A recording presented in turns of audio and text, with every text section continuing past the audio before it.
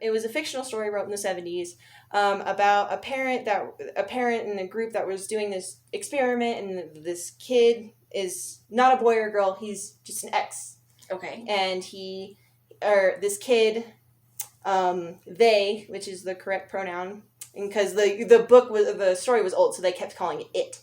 Oh, okay. Yeah, that's why I say they. Okay. So they would, they dressed in checkered white overalls and had long hair for a boy but short hair for a girl. Okay. They didn't have any distinctive masculine or feminine features. They just wanted that kid to pick. To X. Well, yeah, he was just an X, but he didn't prefer one thing or the other. He was great at sports, but he loved to cook.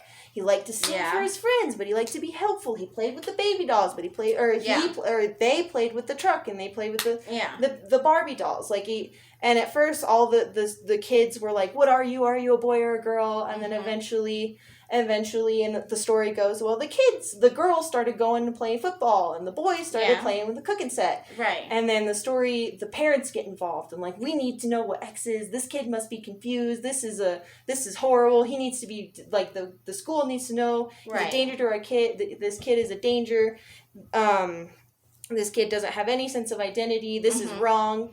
And then the psychiatrist views this kid and comes out, and the psychiatrist's like, he's not confused at all. He knows they know exactly who they are. That's hard for me because I have a boy. Right, so I just want to say he. Yeah. I just have a boy, so I'm picturing my little boy subconsciously. Yeah. But they know who they are. They're an X. Mm-hmm. They don't have to be described as male or female, feminine or masculine, because it's just a little kid who likes to play. And so what do you feel about that? In all honesty, Colton plays with a baby doll. Yeah, he loves his baby doll. And honestly, I look at that as I look at him as, that's just the love part he gets from his mom. Mm-hmm. So he passes it on to do the same. Well, what about the fact that the school sent me a picture of him in an Elsa costume a few weeks ago? What do you think about that? And I didn't know how to respond either. I don't know how to respond to it, but I would think that he would put that on in light of his mom. My mom's going to love this because my mom loves Elsa. Well, no, he likes Elsa. He doesn't. Yeah. But he wanted the Princess Goldfish, not his mom. He likes the Princess Goldfish. He likes Moana.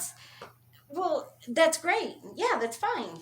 Well, and then, okay. But I guess I'm saying is that, but what is he puts on his super suit.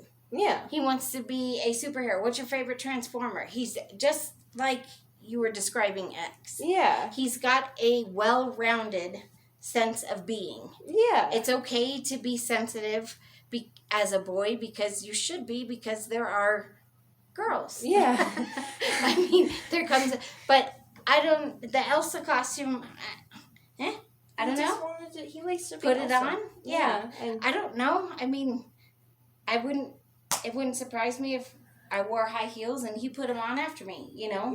And then when he wanted to paint his nails when I was, when he was 2. Again. And I didn't know how to handle that. That's because he wanted to, he idolizes his mom and what his mom does and has and likes just the same. Yeah. So, I don't know. It's maybe but less yet about... at the same time, he is the roughest, toughest little man there, The bruises. And dirty and, Yeah, but he also likes to help mommy with chores too. He likes to rinse. Exactly. Yeah, and that's what I tried to instill with him. I feel like society. He's 4. Well, yeah, exactly. But I feel like society tries to a tomboy is better than a more feminine dude. Tomboy is more like a popular idea. It's cooler for females to be masculine. The people are saying that are the people that are insecure with themselves. Honestly. Trying to stereotype somebody else and trying to put somebody else in a box. No, honestly, that's how when I was a kid. So what are you, dude? Are you a tomboy? Oh, I'm this. Well, no. I'm not saying it like that. I'm saying in movie culture, for example, the tomboy and then she turns into this gorgeous and I play football. Well, I'm just saying it's more socially acceptable for a female to adopt masculine traits rather than vice versa. Okay, yeah. You wouldn't scowl at a girl in jeans and a flannel, but you'd scowl at a man in heels. Well, right. It looks different. How? Like, it's the same thing, though. It's the same, like, it's Colton in heels. It's Colton and Elsa heels. It's yeah, Colton but it's an adult or a 4-year-old.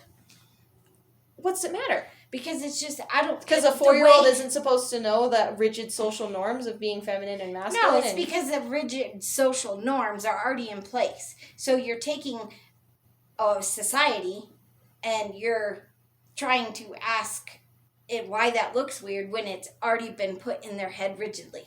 Well, yeah, but like, ask Colton the same question. Colton just likes the heels, and if he likes the heels when he's 13 years old, he can have the heels at 13 years old. Like, it doesn't matter how old you are. If you like something. Oh, of course. If you like something, you like something. But you were saying it was socially accepted to have jeans and a flannel for a girl, but not so much for heels. I was saying that is because society has already put the rigid standards on. And men and experience in it. I feel like men experience that rigid, really, exactly, that solid part of it. Yeah. There was one thing I wanted. Dang it. I feel like I forget, but it was a really cool point that I had. And I'm going to remember it when I'm going to sleep tonight. Well, you could pop it back on, press video, and add to it. I'm sure. Because it's already 4. It's already 4. How long is this video? I can't sit very much longer. Okay, well then I think we're going to wrap it up there. I think this was a very cool and insightful conversation between the generations. Mm-hmm. So I think this was a very good video and a very good back and forth because I feel like we demonstrated a lot of key points and I cited everything. So I did. His need to protect and help his mom. That's because he's just a good boy. He's just good. He's just what good. Makes him feminine and masculine. I don't know. He's just a good boy. Oh yeah. He's just he's a good boy. Yep. But I mean, what if Colton was a little ex-baby? Do you think? I already feel like he is. I don't think that... Well, I just think he's very well-rounded. Yeah. Well, because he's a boy. Yeah. And he knows he's a boy. Yeah. Just like he said about Trevor the other day. He's a boy. Yeah. I mean, that is the world we live in that sense. Yeah. But do I think he's going to be a well-rounded man? Yeah. And contribute to society and positive? Yeah. Yes.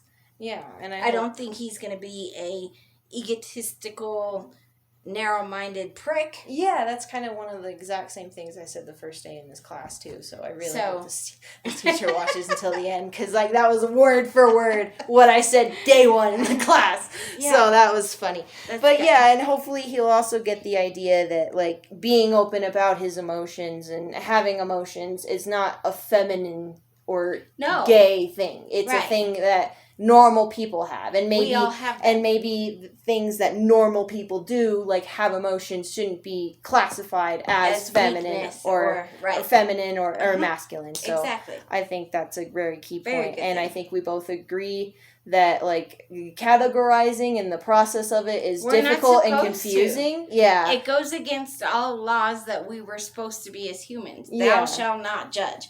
I go back to that because I believe in that. Right. And we're not supposed to judge. Right. Categories judge. Yeah. Right? Yeah. That's what I think, maybe. Yeah. I don't know. Put that in the dictionary. That was good.